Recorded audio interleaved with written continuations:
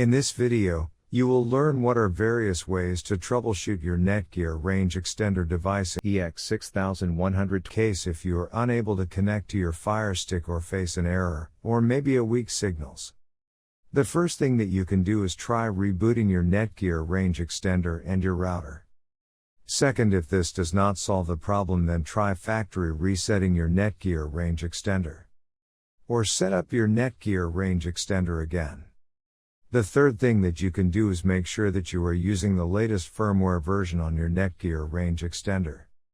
If you do not know how to update firmware, watch one of our videos on it. Before heading ahead into the video, in case you are facing any issue with your Netgear range extender device, get in touch with our Netgear experts. Thanks for watching our video, and do not forget to like, share, and comment on the video, so that you never miss any video from our channel.